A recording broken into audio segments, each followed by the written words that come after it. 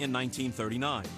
And we also know that Abner Doubleday didn't really invent baseball in Cooperstown, or anywhere else for that matter. The village of Cooperstown was not the location where baseball was invented. Not only did Doubleday not invent baseball, but Doubleday Field was not the place he didn't invent it. But there is no dispute that Stephen Clark was indeed the founder of the Hall of Fame. He thought it would bring tourists to his tiny town, and did it ever. My grandfather loved Cooperstown. He founded the National Baseball Hall of Fame and set out to make sure that the potential was always realized. Today in Cooperstown, home of baseball, we gather in reverence to baseball's immortal. No other sports Hall of Fame comes close to the one in Cooperstown. It may not be where baseball started, but it is where the game lives on forever. I think that it's been generally accepted by the baseball world as being baseball's hometown. But I think it's all part and parcel of that emotional, spiritual strength of the game that maybe some of the sports don't have. You come to this village and there is this old-time charm about it that still exists. There's no doubting the charm of Cooperstown, but who could have imagined that this tiny village would become so iconic? I don't think anybody from the major league offices on down to the local stamp club realized what Cooperstown would grow into meaning for most Americans. It sort of represents, in its small quaintness, the way the game started. Cooperstown and the Hall of Fame, almost both have exactly the same mission. Cooperstown and the Baseball Hall of Fame meld into one, and they're not. The village is a separate entity from the museum, and yet people think of it as one experience. To the visitor's mind, there is no edge between the village, which is a beautiful, almost Norman Rockwellian experience, and the museum, where we talk about baseball history and how important baseball is to American culture. In a sense, today's Hall of Fame is a 21st century destination, but it's also careful to never stray too far from the game's storied past. The picturesque village of Cooperstown stands by to hear the words of the immortals of baseball.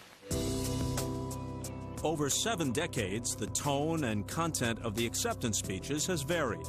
It's a pleasure for me to come up here and be picked also on the Hall of Fame. Thank you. In 1939, brevity must have been king. The length of those speeches combined wouldn't fill a 2-minute commercial break today on television. I feel greatly honored in being here today. Very happy to be here. Thanks very much. Thank you. Thank you, Grover King and Alexander. But now, really important moments take place at those speeches. You think about Ted Williams, and what does he choose to talk about? Where are all the Negro League players? And I hope that someday the names of Satchel Paige and Josh Gibson in some way can be added as a symbol of the great Negro players that are not here only because they were not given a chance. Within 6 years of Ted's speech, both Paige and Gibson were enshrined in Cooperstown. What's happened is that those speeches have evolved to something intensely personal, people's memories and feelings, the sense that they belong to a great continuum of baseball players. My father lived and died for baseball. Let's play two. Yogi Berra, Whitey Ford, to be in the same family with guys like that, it's a dream come true. I could have never envisioned myself standing next to my childhood idols, Juan Marichal and Willie Mays. God bless all of you, and God bless this wonderful game that they call baseball. Thank you very much. That's going down as the greatest speech in the history of the Hall of Fame. And I think that you just wouldn't have had that opportunity to think about it over the long haul that very first day, June 12th, 1939. The game that was played at Doubleday Field following the inaugural induction featured some of that era's biggest stars, and the tradition has been revived with the annual Legends game. What a moment it was in 2009 when 90-year-old Hall of Famer Bob Feller took to the mound. Rapid Robert is a frequent Cooperstown visitor, and he's certainly not alone. More than 300,000 fans make the journey to the Hall of Fame each year, nearly 15 million since 1939. And of course, with each passing season, the very best to play the game also come to Cooperstown. This is the dream fulfilled right here. And they never leave.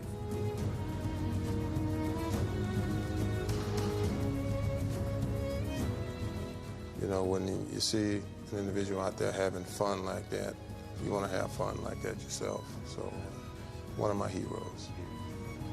There are our gods, and each year we've seen fit to add to that pantheon, to add to the number of gods, the immortals of baseball. That, to me, is a wonderful, wonderful moment. You go to Cooperstown and you see who the gods are. I'm Bob Costas. Thanks for watching The Hall of Heroes.